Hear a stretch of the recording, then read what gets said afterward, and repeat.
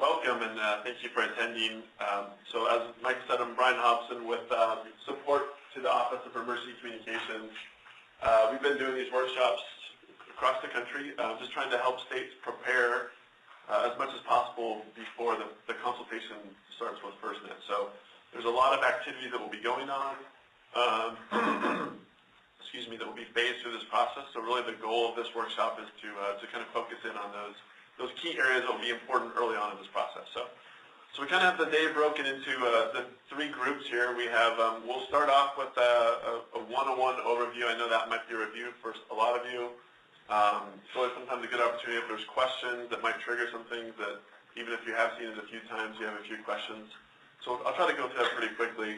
And then the second part of the next two parts of the day or the morning will focus kind of on these key initiatives that we're trying to help states get prepared for, or start getting you thinking about how you're going to go about gathering this information on coverage. Where do you need coverage in the state?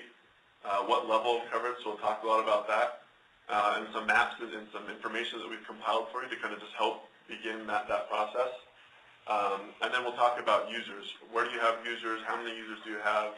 The importance of users for the design aspects of the network, so that you get a grasp on a handle on that. We'll go through some basics, and hopefully that you have some understanding of the importance of those different things, what will be expected of you, and that will help you prepare. Because as I mentioned, this will be something that FirstNet will be looking for the states from very early in the process. So again, having done this several times, one of the feedbacks we've got is this is acronym soup.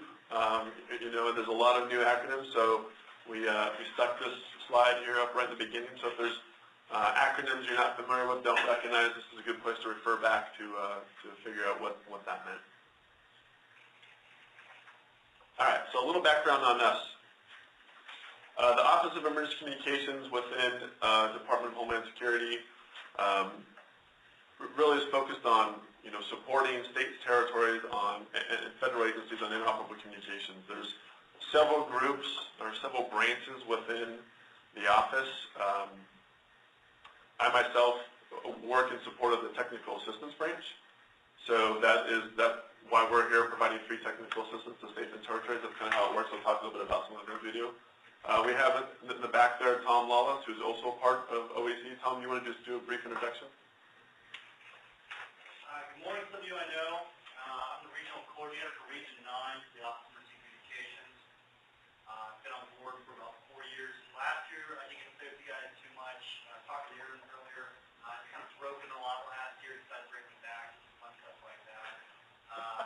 After 4 years, you guys appreciate this, working with different agencies. After 4 years, I finally got my gov vehicle, so I can actually drive out here. Eventually drive like this client here, just over to San Diego. Broadband is obviously, one thing that OEC is really working with you guys to kind of figure out how that's going to work for you and working with FirstNet folks. And also, too, obviously, we do a lot more broadband. We do a lot of LMR stuff. Already have a lot of side conversations with folks about the Super Bowl and how making stuff work and or at least not fail during that. Thank you all. I appreciate it. So Tom is responsible for the region and is from a different branch within OEC, but so there's a lot of activities that go on. We're just specifically here supporting technical assistance. The way technical assistance works is kind of a three-pronged approach. We provide state-requested technical assistance every year. Every state can request up to 5 requests, this being one of them.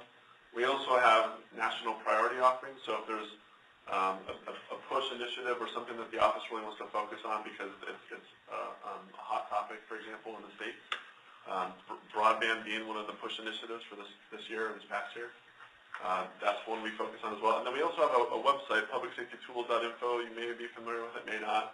There's a lot of tools and resources there. That's a good way, too, that for things that we develop or tools that we develop, it's a good way to push and make those available to stakeholders beyond what we can do with these engagements on one-on-one. This is just a really quick snapshot. You can see that we typically do around 150 to 200 of these engagements a year in a wide variety of offerings. Broadband being the #1 requested one, not too surprisingly. This is the website that I mentioned, so publicsafetytools.info is kind of broken into 3 categories: tools, resources and training. So there's a lot of good information there if you have time to check it out. And I know Arizona is a big user, and so if whatever you guys want to talk about that at a break, whatever, I'm sure we'd welcome the input.